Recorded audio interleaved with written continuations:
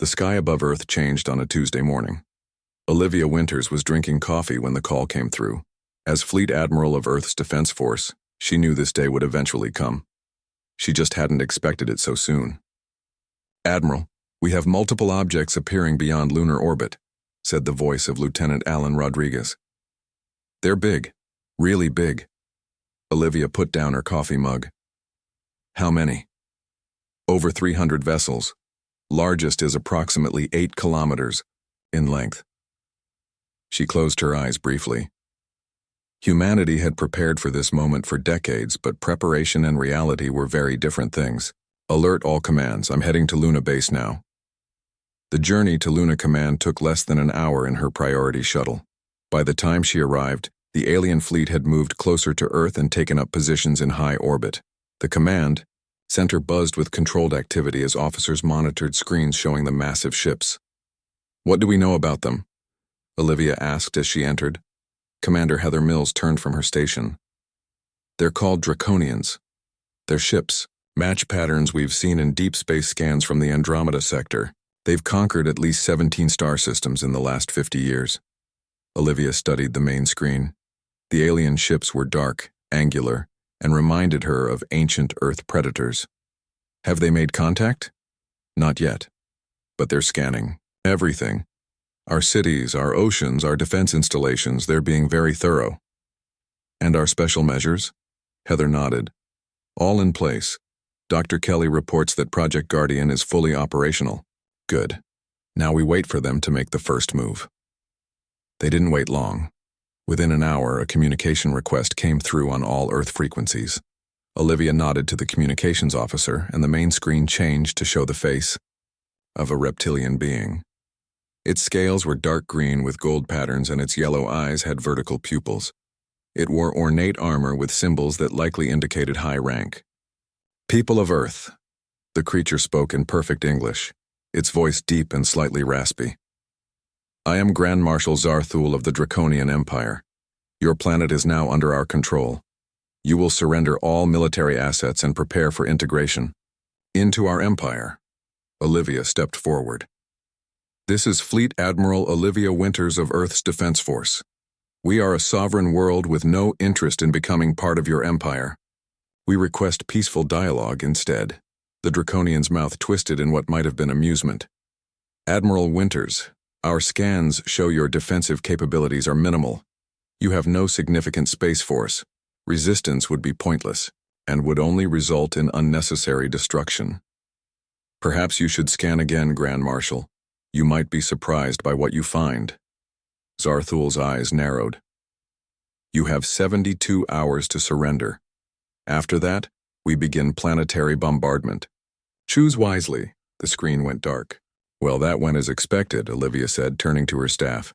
"Begin civilian evacuations to the Mars colonies and Jupiter moons. Priority to children and essential personnel." "What about diplomatic efforts?" asked Daniel Shepard, Earth's chief diplomatic envoy. "Keep the channels open, but don't expect much. The Draconians don't have a history of negotiation. They conquer, they don't compromise." In the days that followed, Earth prepared. Civilians moved methodically to evacuation points, following plans that had been in place for years. There was concern, but surprisingly little panic. The public had been gradually prepared for the possibility of alien contact through education, programs, and transparent government information. From his scout ship Artemis, Captain Kyle Bennett observed the Draconian fleet with interest. "They're being cautious," he reported to Luna Command. "Their ships are maintaining higher orbits than would be optimal for attack, and they're avoiding certain corridors completely. Those are the paths we're using for evacuation," Olivia noted. "They can't see our ships?" "It's not that they can't see them. It's almost like they're being gently redirected. Their patrol patterns curve around our shipping lanes as if following a natural path." In the classified facility beneath the Arizona desert, Dr. Samantha Kelly monitored a series of unusual readings. The room was filled with equipment that looked both highly advanced and strangely organic. Patterns of light pulsed across surfaces that weren't quite metal and weren't quite crystal. "Phase 1 is holding steady," she informed her team. The passive influence is working exactly as predicted. They're subconsciously avoiding our safe zones. Her assistant, Frank Donovan, looked up from his station. Do you think they've noticed anything yet? Hard to say. Their scans keep bouncing off our dampening field. They're seeing what we want them to see, an ordinary planet with basic defenses and no special technology. And when the 72 hours are up, Dr. Kelly's expression grew serious. Then we move to Phase 2. The Guardians won't allow an attack on Earth. As the deadline approached, Grand Marshal Zarthul grew increasingly frustrated. His science officer, Krelvor, had reported strange energy patterns that didn't match any known human technology. Their deep scans couldn't penetrate certain areas of the planet, and some readings made no sense at all. Could they have assistance from another spacefaring race? Zarthul asked. Unlikely, Krelvor replied. Our intelligence indicates no other. Advanced species has made contact with Earth. They are isolated in this sector. Then explain these anomalies. I cannot, Grand Marshal, but I recommend caution. Something is not right about this planet. Zarthul growled in frustration. We have conquered 17 systems. We will not be deterred by primitive humans and their tricks. Prepare the fleet for the first wave of attacks. When their 72 hours expire, we will target their military installations first. As the deadline neared its end, Olivia Winters stood in Luna Command, watching the Draconian ships position themselves for attack. Various screens showed Earth's major cities and military bases, all calm under the looming threat. All civilian evacuations are proceeding on schedule, reported Commander Mills. Project Guardian is ready for Phase 2 activation. And our message to the Draconians? Olivia asked. No response. They're maintaining communications, silence. Olivia nodded, slowly. Then we've done all we can to avoid conflict. They've made their choice. She turned to the communications officer. Send the code phrase to all commands. The sky has changed. Throughout Earth's defense network, those 4 simple words triggered a series of protocols. In the Arizona facility, Dr. Kelly pressed her palm against a console that glowed beneath her touch. Phase 2 initiated, she said quietly. May the Guardians protect us all. The 72 hours were up. On the Draconian command ship, Grand Marshal Zarthul stood tall as he gave the order. Begin the attack. Target their Pacific military bases first. Across the vast Draconian fleet, weapons powered up. Brilliant. Energy gathered at the tips of massive cannons. Missile bays opened, revealing rows of deadly projectiles. The first wave of attack ships moved into lower orbit, their engines glowing against the darkness of space. At Pacific Command Center on Earth, Commander Elizabeth Gray received the alert that Draconian weapons were powering up. Unlike what the aliens might have expected, there was no panic. She simply nodded to her staff and said, "It's time." The first energy beams fired from the Draconian ships. They streaked toward Earth, powerful enough to level entire military bases. But something strange happened as they entered the upper atmosphere. The beams began to waver, then spread out, and finally dissipated into harmless light. Not a single shot reached its target. Next came the missiles and kinetic weapons. They entered Earth's atmosphere but immediately veered off course. Some spun in circles before falling harmlessly into the ocean. Others changed direction completely, missing their targets by hundreds of miles. On the command ship, Zarthul watched, in disbelief. "What is happening?" he demanded. Science Officer Krelvor studied his screens with confusion. Unknown, Grand Marshal. There is no sign of energy shields or defensive weapons. It's as if the space around Earth is rejecting our attacks. Impossible. Try again. Use the main cannons. The order was given. The massive main cannons of the Draconian fleet, weapons that had destroyed entire cities on other worlds, fired at Earth. Again, the energy beams dissipated harmlessly. Our communications are breaking down, reported a Draconian officer. Ships can't coordinate their attacks. Krelvor looked up from his station. Grand Marshal, I'm detecting unusual energy patterns throughout the system. They weren't there before. It's as if something has awakened. In the Arizona facility, Dr. Samantha Kelly watched the readouts with satisfaction. The ancient systems were responding perfectly. The lab was filled with a soft blue glow as strange symbols flowed across the walls. Phase 2 is fully active, she announced to her team. The Guardians are deflecting all attacks. Look at these readings, Frank Donovan said with wonder. The energy matrix is expanding. It's not just deflecting their weapons, it's starting to affect their ships. Dr. Kelly nodded. Just as the records predicted, the Guardians don't just defend passively, they respond to the level of threat. In orbit, the Draconian fleet was experiencing problems. First, the smaller scout ships reported system failures. Their engines stopped working. Life support systems flickered. Navigation computers showed impossible readings. Something is interfering with our technology, Krelvor reported. The effect is stronger the closer ships get to Earth. Zarthul pounded his fist on a console. This is impossible. Their planet should be burning by now. Sir, a communications officer called out, we're receiving reports of ships losing power. 3 scout vessels have gone completely dark. More reports flooded in. Draconian ships were failing all across their formation. No explosions, no signs of attack. They simply stopped working. On Luna Command, Admiral Winters and her team monitored the situation. The Guardian system is working better than we expected, she said quietly. The Draconians are falling back, reported Kyle Bennett from the Artemis. Their ships are retreating to a higher orbit. Let them run, Olivia said. They need time to understand what they're dealing with. The Draconian fleet regrouped beyond the orbit of Mars. Emergency repairs were underway on dozens of ships that had experienced system failures. In the command ship's strategy room, Zarthul met with his officers. How is this possible? He growled. Their planet shows no advanced technology. Our intelligence said they were primitive. Our intelligence was wrong, Krelvor stated simply. They have defensive capabilities we've never seen before. Not even the Centauri had anything like this.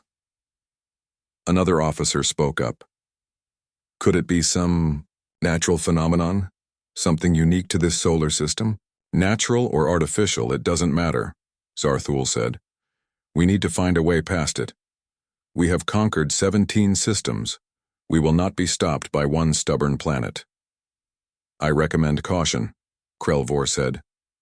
Whatever is protecting Earth, it responds to our actions. The more aggressively we attack, the stronger the response. Zarthul paced the room. His reputation, his future in the Empire depended on this conquest. Failure was not an option.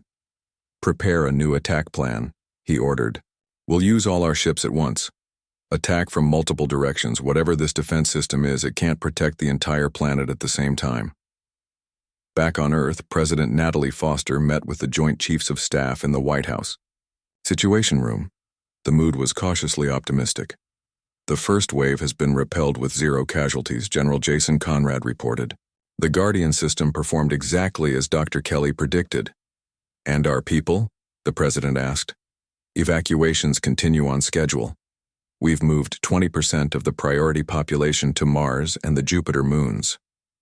The President nodded and turned to a screen showing Dr. Kelly from her facility in Arizona. Doctor, what's your assessment? Will the Guardians hold against a larger attack? All indicators suggest yes, Dr. Kelly replied. The system is designed to scale its response based on the threat. The more ships they send, the stronger the effect becomes. Should we reveal our knowledge of the Guardians yet? General Conrad asked. It might convince them to leave without further conflict. President Foster shook her head. Not yet. Let them wonder a while longer. They came here expecting an easy conquest. Let them experience uncertainty first. As Earth prepared for the next wave, strange things began to happen throughout the solar system. The rings of Saturn glowed with unusual patterns. The clouds of Jupiter swirled in new formations. Ancient machines hidden for millennia in asteroids and moons activated one by one. The Guardians were waking up, and they had protected Earth for far longer than humans had walked its surface. 7 days had passed since the Draconians first appeared. After their failed first attack, they had retreated to regroup. Now they were ready to try again. Grand Marshal Zarthul addressed his fleet commanders from the bridge of his massive ship. Our first attack failed because we underestimated their defenses. This time we attack with everything we have. 200 warships will approach from multiple directions. Whatever this defense system is, it cannot protect the entire planet at once. The commanders nodded. Many looked worried, but none dared to question the plan. Failure in the Draconian Empire often meant death. We attack in 6 hours, Zarthul ordered. Prepare your ships. On Earth, Lieutenant Alan Rodriguez watched his deep space tracking screens at the monitoring station in Nevada. For days, the Draconian fleet had been quiet. Now they were moving again, forming into attack groups. Luna Command, this is deep. Space tracking. The Draconians are on the move. Looks like they're preparing for another attack. Much bigger this time. At Luna Command, Admiral Winters received the message. She turned to her staff. Alert all commands. Get me Dr. Kelly. Soon, Dr. Kelly's face appeared on screen from her facility in Arizona. We're tracking them too, Admiral. The Guardian system is already responding. How bad will it be? Winters asked. The Guardians respond based on the level of threat. A larger attack will trigger a stronger response. We're moving into Phase 3 now. Casualties? Dr. Kelly's expression was unreadable. The Guardians don't think like we do. They protect Earth, but they follow their own rules. I can't predict exactly what will happen. Across the solar system, strange energies were building. The moons of Jupiter glowed with soft blue light. The rings of Saturn pulsed in patterns that made no sense to human science. On Mars, ancient structures buried beneath the red sand for millions of years began to hum with power. The Draconian attack force approached Earth. 200 warships, arranged in a complex formation designed to attack from all sides at once. Their weapons were charged, their crews were ready. Begin the attack, ordered Zarthul. The warships fired. Energy beams and missiles streaked toward Earth from all directions. Like before, the weapons dissipated or veered off course. But this time, something new happened. Lieutenant Rodriguez stared at his tracking screens in disbelief. Luna Command, are you seeing this? Draconian ships are disappearing from my sensors. Admiral Winters leaned forward. What do you mean, disappearing? They're just gone. No explosion, no debris. They're there one moment and gone the next. Started with the smaller scout ships at the edge of the formation. One by one, they simply vanished from sensors. Then the destroyers began to disappear. Within an hour, 20 Draconian ships were gone. On his command ship, Zarthul received the reports with growing horror. What is happening to our ships? He demanded. Science Officer Krelvor worked frantically at his console. Unknown, Grand Marshal. We detect no weapons fire, no energy signatures consistent with any known attack. They simply cease to exist. That's impossible. Ships don't just vanish. The missing ships aren't responding to communications, reported an officer. Long-range scanners show no debris, fields. It's as if they never existed. Zarthul slammed his fist down. Continue the attack, push forward. The Draconian fleet pressed on, but more ships continued to vanish. By the end of the day, nearly a third of the attack force was gone. Panic began to spread through the remaining ships. In the White House Situation Room, President Foster received updates from military commanders around the world. None reported any casualties or damage from the Draconian attack. What exactly is happening to their ships? She asked General Conrad. We don't know for certain, he replied. The Guardian system appears to be removing them somehow. Dr. Kelly's team is monitoring, but even they don't fully understand the process. Should we try to communicate with the Draconians? Offer them a chance to retreat? The general considered this. They still outnumber us in ships. If we reveal too much, they might find a way to counter the Guardians. President Foster nodded slowly. Let them wonder a while longer. They need to understand that Earth is not an easy target. In the Arizona facility, Dr. Kelly and her team watched in amazement as ancient systems operated beyond their understanding. The walls of the facility displayed complex patterns of light and symbols that changed too quickly for human eyes to follow. The Guardians are fully awake now, Dr. Kelly said quietly. Frank Donovan looked up from his station. Where are they? Sending the Draconian ships? I'm not sure, she admitted. The ancient records speak of a elsewhere space where threats are contained. Not destroyed, but removed from our reality. You mean the ships and crews are still alive? Probably. The Guardians don't destroy unless necessary. They protect by removing threats. By the end of the day, 60 Draconian ships had vanished. The rest had pulled back to a safe distance, refusing to approach Earth despite Zarthul's orders. On the bridge of his command ship, Zarthul faced the beginning of a mutiny. His officers stood before him, led by Krelvor. Grand Marshal, we must retreat from this system, Krelvor said firmly. Whatever defends this planet is beyond our understanding.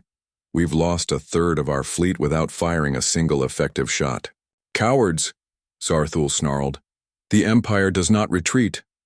The Empire also does not waste ships and lives on impossible targets, countered Krelvor. Our intelligence about Earth was catastrophically wrong. They possess technology or allies, far beyond what we anticipated. Other officers nodded in agreement. Zarthul looked around and saw the fear in their eyes.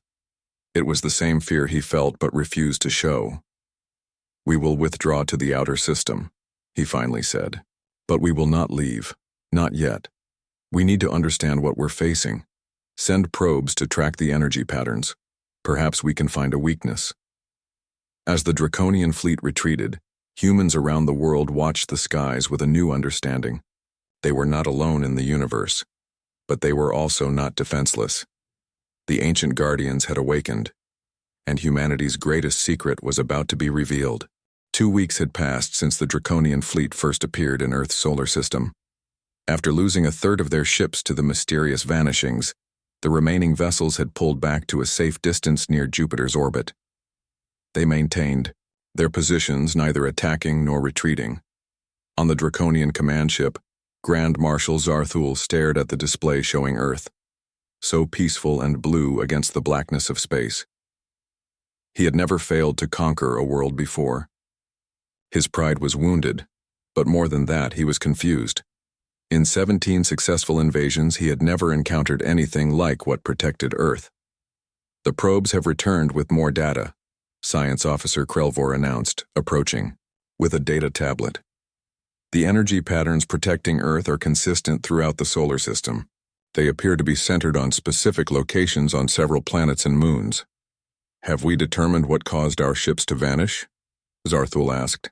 Not exactly, but we've detected unusual spatial distortions around the areas where ships disappeared. It's as if space itself was folded somehow. Zarthul growled in frustration. And still no communication from Earth since our initial exchange? None, Grand Marshal. They have been silent. At that moment, a communications officer turned from his station. Grand Marshal, we are receiving a transmission from Earth. Zarthul straightened. Put it through. The main screen lit up to show Admiral Olivia Winters. She looked calm, confident, with none of the fears Zarthul had expected. Grand Marshal. Zarthul, she said. It's been 2 weeks since your arrival in our system. Perhaps it's time we had a real conversation. Zarthul's eyes narrowed. What have you done with our ships, Admiral? I suggest a proper meeting to discuss that. A virtual conference between your leadership and ours. If you're interested in answers, and potentially in recovering your lost vessels, you'll agree. He wanted to refuse out of pride, but the thought of recovering 60 ships and explaining their loss to the Emperor made him reconsider. Very well, he said finally. When? 1 hour. We'll send the connection details. In the White House, President Natalie Foster met with her advisors. Are we sure about this? She asked Dr. Kelly. Revealing even part of our secret is a major step. The Guardians have been fully activated, Dr. Kelly replied. We can't hide their presence anymore. The Draconians have already seen too much. If we want to avoid further conflict, we need to give them some understanding of what they're facing. But not the whole truth, added General Conrad. No, agreed the president. Not yet. 1 hour later, The first official diplomatic meeting between humans and Draconians began. On the Earth side, President Foster led the delegation, flanked by Admiral Winters, Dr. Kelly, and Security Chief Vincent Martinez. On the Draconian side, Zarthul was joined by Krelvor and several military officers. "Thank you for agreeing to this meeting," President Foster began. "I believe we can resolve our current situation peacefully. Your defensive capabilities have impressed us," Zarthul said, trying to sound diplomatic rather than defeated. "But I demand to know what happened to our missing ships and crews." President Foster nodded. "That's fair. Dr. Kelly will explain." Dr. Kelly stepped forward. "What you've encountered isn't a weapon system in the traditional sense. We call them the Guardians. They're not ours. They were here long before humans existed." Zarthul and his officers exchanged looks of surprise. "When humans first developed spaceflight," Dr. Kelly continued, "we discovered evidence of an ancient civilization that had once inhabited our solar system. They left behind a defense network that activates automatically when hostile forces enter the system." "An ancient alien civilization?" Krelvor asked, his scientific curiosity clearly piqued. "Yes. We've spent decades studying their technology, learning to coexist with it. But we still don't fully understand everything they left behind." Security Chief Martinez joined the explanation. "Your ships weren't destroyed. The Guardian's technology appears to phase matter into another dimension or space. Your people are likely still alive, just elsewhere." Zarthul leaned forward. "If what you say is true, and you possess such powerful alien technology, why haven't you used it to expand beyond your system? Why aren't you the ones conquering the galaxy?" Admiral Winters smiled slightly. "That's not the real secret, Grand Marshal. Not yet." "What do you mean?" demanded Zarthul. "If you want to recover your ships and people," President Foster said, "we propose a formal peace treaty. Earth and all human colonies will be recognized as sovereign and off-limits to the Draconian Empire. In exchange, we'll help you recover your lost ships and share some of our knowledge about the Guardian technology." The Draconians spoke among themselves in their own language for several minutes. Finally, Zarthul turned back to the screen. "The Empire does not typically sign peace treaties with lesser species," he said. "But these are unusual circumstances. I will agree to your terms, pending approval from the Emperor, but I want proof that our ships can be recovered." "We can arrange that," Dr. Kelly said. "We'll need 48 hours to prepare a demonstration." After the meeting ended, Zarthul turned to Krelvor. "Do you believe their story about ancient aliens?" "The evidence supports it," Krelvor replied. "The technology we've encountered is far beyond human capabilities, and the energy signatures are unlike anything we've seen before." "But the Admiral mentioned the real secret. What could that mean?" "I don't know, but I suspect we've only scratched the surface of Earth's mysteries." 2 days later, a small group of Draconian representatives were permitted to visit a secure facility beneath the lunar surface. Under heavy guard, they were led to a massive chamber containing a device of clearly non-human design. It was a huge ring of unknown metal, covered in glowing symbols and surrounded by equipment that merged human and alien technology. Chief Engineer Frank Donovan explained to the Draconian guests, "This is what we call a gateway. It allows us to access the dimension where your ships were sent." As the humans activated the device, the air within the ring shimmered and distorted. Through it, the Draconians could see one of their missing scout ships, perfectly preserved in what looked like an endless gray void. "We can bring them back," Dr. Kelly said. "One by one, but it will take time, and we'll need your cooperation." As the demonstration ended, Zarthul finally asked the question that had been bothering him since their first meeting. "Admiral Winters said there was a real secret. What did she mean by that?" Dr. Kelly and President Foster exchanged glances. The time had come to reveal part of humanity's greatest mystery. "The Guardians didn't just leave their technology behind, Grand Marshal," President Foster said. "They left something much more important." The peace negotiations between Earth and the Draconian Empire moved quickly. With the demonstration of the gateway technology and the promise of recovering their lost ships and crews, the Draconians had strong motivation to agree to terms. Grand Marshal Zarthul, though reluctant to admit defeat, knew when to make a practical choice. 3 days after the gateway demonstration, representatives from both sides met on the neutral ground of the lunar facility. President Foster and Grand Marshal Zarthul signed a formal peace treaty. Earth and all human colonies would be recognized as sovereign territory, off-limits to the Draconian Empire. In exchange, humans would help recover the displaced Draconian ships and share limited knowledge about the Guardian technology.